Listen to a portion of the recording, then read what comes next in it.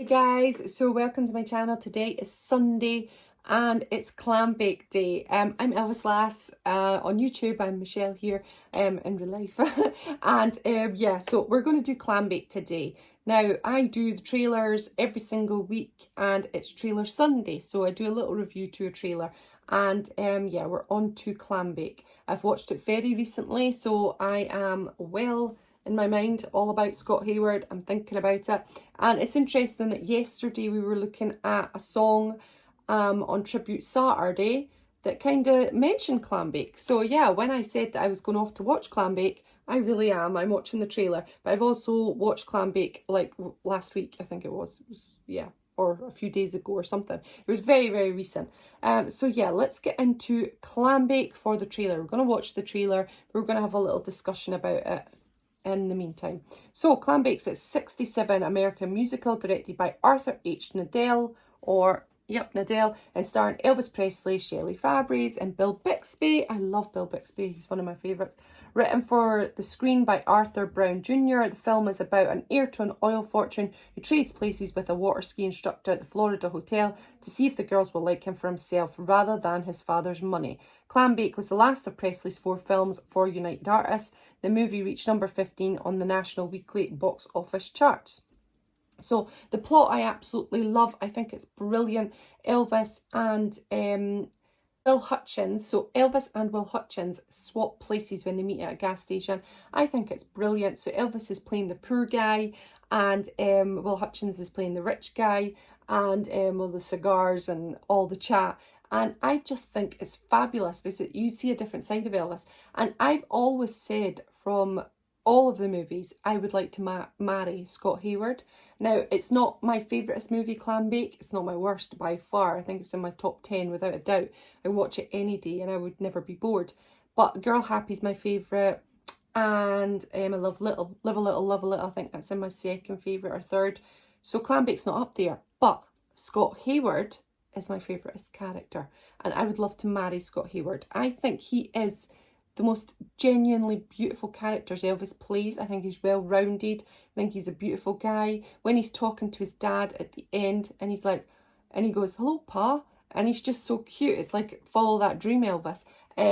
Oh, he's just adorable in it. And I love Scott Hayward. If you could marry anybody, it would be him. And then in the end, you'd find out he's mega rich and an oil tycoon's son. But he's just cute. So, yeah, I think the plot's brilliant. It obviously is at the end, there's a racing scene where he races the boat. Now, that's essential to it because throughout the movie, he's trying to find, well, he's already found it, goop. The recipe for goop that helps the boat from not disintegrating at high speeds. So Elvis has already worked on that, but his father didn't have the belief in him. So at the end, you have to test the boat out, and it's quite dangerous, and will it hold and all of that. So it gives tension to the movie, but there's too many boat scenes. I think there would be less boat scenes, and that would be great for me because I want to see Elvis more. So that's my only hatred of this movie. Now, Clambake gets a lot of flack from what I found. I didn't know Clambake got loads of flack. I didn't know that. I only found that since starting my YouTube channel.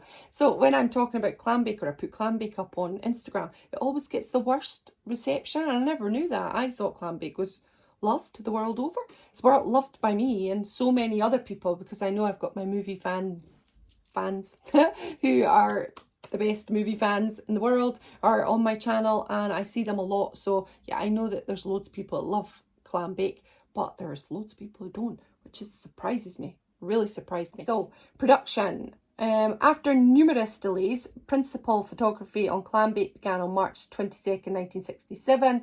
Now, obviously, Elvis had hit his head and was really quite sick.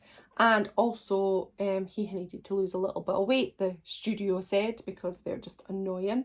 So, yeah, let's keep going.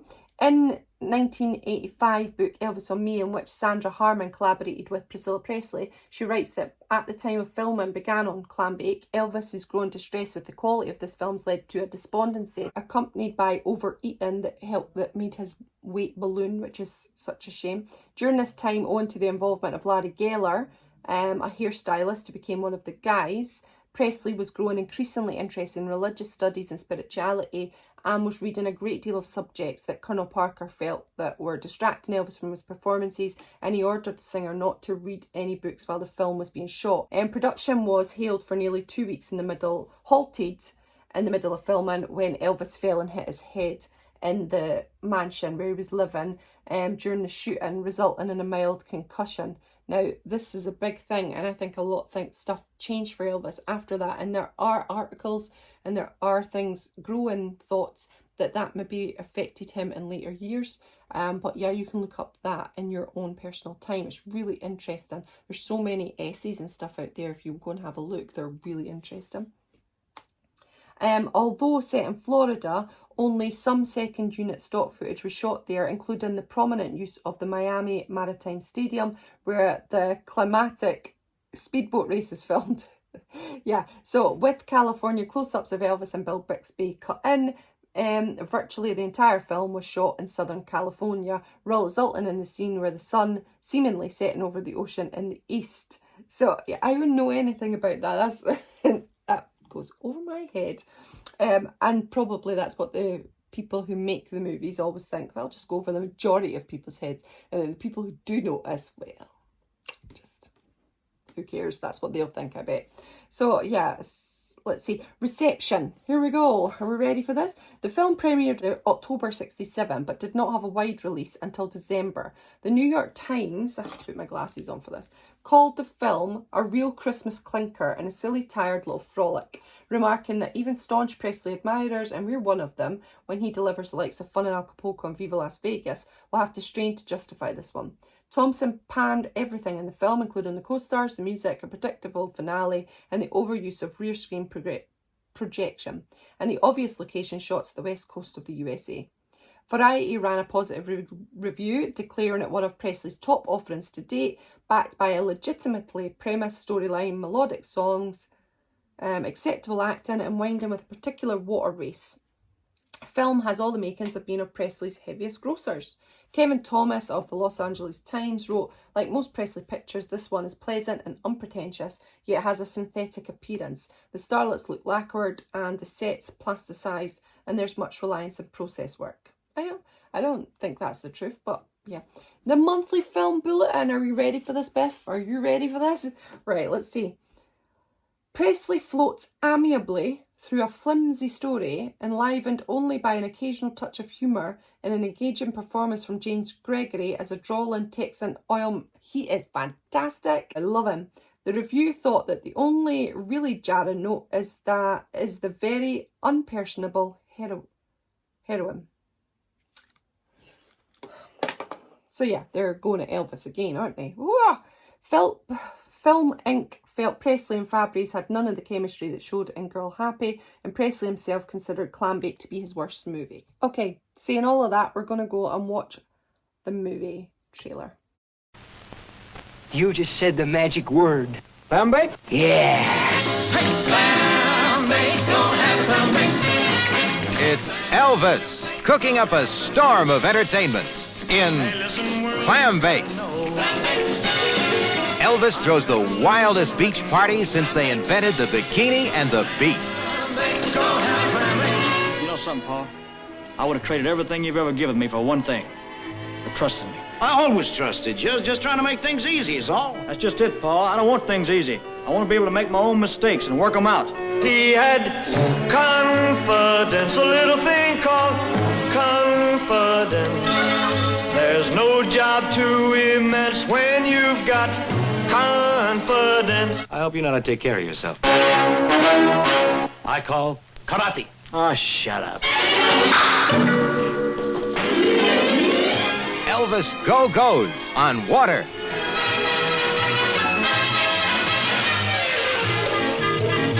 I won't be missed. Go-Go's wild with bikes. Things in life are free. Who needs money? Not me. Get a rhythm going nice. Go-Go's with beachnicks and bikinis. Use a little elbow grease. The Orange Bowl Regatta has a purse of $10,000. You win it, we'll split it 50-50.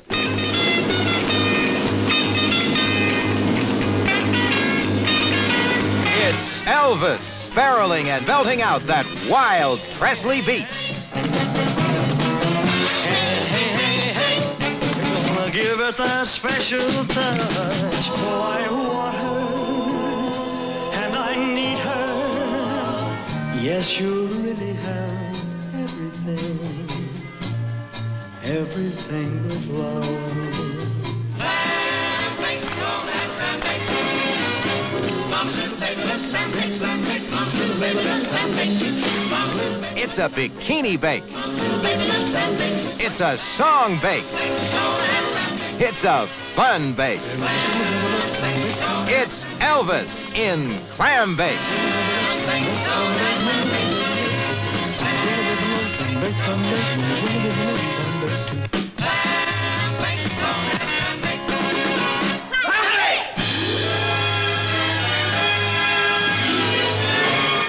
Okay, so that is the end of the trailer. I love it. I think it's fun, it's frivolous.